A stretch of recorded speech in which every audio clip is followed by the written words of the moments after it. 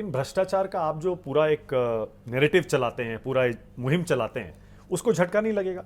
क्या जनता में ये मैसेज नहीं जाएगा? झटका लगा जब कांग्रेस का सांसद 350 करोड़ रुपए की घूस घूस क्या उसका जो काला धन था वो पकड़ा गया।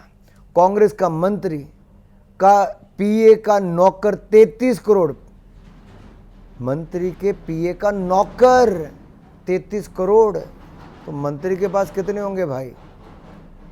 ममता बनर्जी के मंत्री के पास 65 करोड़।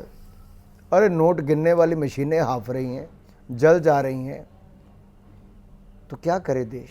यानी आप ये कह रहे हैं इंफॉर्मेशन ब्रॉडकास्टिंग मिनिस्टर होने के नाते एक तरह से नैरेटिव अगर कहें चुनाव का, उसमें आपका भी रोल रहता है पार्टी और सरकार की तरफ से, तो ये भ्रष्टाचार के नैरेटिव पे आपको लगता है कि आपकी सरकार हावी है विपक्ष पर, आप जीत रहे हैं नैरेटिव? देखिए, बहुत सारे मुद्दे चुनाव में होते हैं, लेकिन 2014 में हमने क्या कहा था कि हम आएंगे, ईमानदार सरकार चलाएंगे, भ्रष्टाचार मुक्त सरकार देंगे, विकास युक्त देंगे। भ्रष्टाचार मुक्त सरकार दी। 10 साल में मोदी सरकार में मोदी या मोदी के किसी मंत्री पर कोई आरोप भी नहीं लगा पाया। दूसरा, विकास युक्त 96,000 किलोमीटर नेशनल हाईवे थे, आज 1.5 लाख किलोमीटर हो गए। 74 एयरपोर्ट थे, 150 हो गए। 3,20,000 किलोमीटर ग्रामीण सड़कें थी, 7,06,000 किलोमीटर हो गई। 387 मेडिकल कॉलेज थे, आज 706 हो गए। 747 यूनिवर्सिटी थी, आज 1,117 यूनिवर्सिटीज़ हो गई। हमारे यहाँ पर मात्र 7 एम्स थे, बढ़कर 24 हो गए। 16 आईआईटी थे, आज 24 हो गए। 12 आईएम थे, आज 19 हो गए। 5 शहरों में मेट्रो थी, आज 20 शहरों में मेट्रो पहुँच गई। 0 वंदे भारत थी, आज 41 हो गई। ऐसी अनेकों चीज़ें आप देखिए जो मोदी सरकार में हुई। लेकिन भ्रष्टाचार के, मैं उस मुद्दे पर वापस इसलिए लौट रहा हूँ, आप कहते हैं भ्रष्टाचार का हम पर कोई आरोप नहीं लगा, लेकिन वॉशिंग मशीन का आरोप आप पर जरूर लगा है।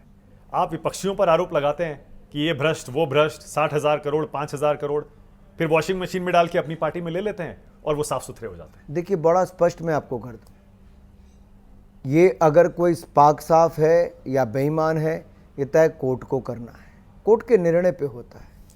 कोई किसी के ऊपर आरोप लगे, जांच हुई, कोर्ट में दाखिल करो, उसके सबूत सामने आएंगे, उसको गिरफ्तारी होगी, जेल होगी, सजा सुनाई जाएगी।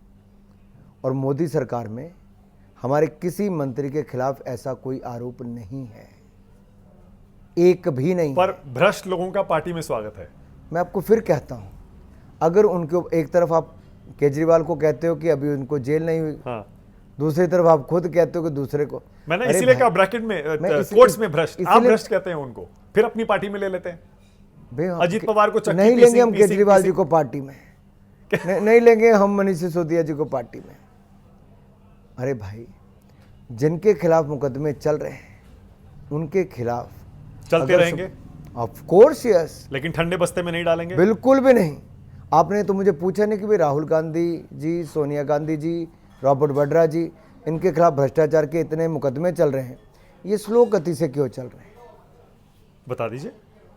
कोर्ट से आपने पिछले चुनाव में वादा किया था, 14 में वादा किया था सबको जेल में डालेंगे, मैं तो ये कहता हूं कोर्ट से पूछिए। ये कार्रवाई कोर्ट को करनी है, सुनवाई कोर्ट को करनी है। अगर 9 बार अरविंद केजरीवाल ईडी के समन के बाद पेश नहीं होते तो आपको क्या लगता है कार्रवाई जल्दी हो जाएगी? अब गिरफ्तार किया तो आप लोग कहते गिरफ्तार क्यों किया? चित भी मेरी, पट भी मेरा है। यानी आप ये कह रहे हैं भ्रष्टाचार में कुछ लोगों को जेल में डालने का जो आपने वादा किया था 14 में और 19 में, वो इसलिए नहीं हो पाया क्योंकि कोर्ट्स में धीमी रफ्तार से केस चल रहे हैं। बहुत सारे जेल में है भाई, कुछ लोग बेल पर हैं जिनके मैं नाम गिनाए। और चिंता मत कीजिए, तीसरी बार आएंगे तो जो बाकी भ्रष्टाचारी उनके खिलाफ भी कार्रवाई होकर ही रहेगी। ओके।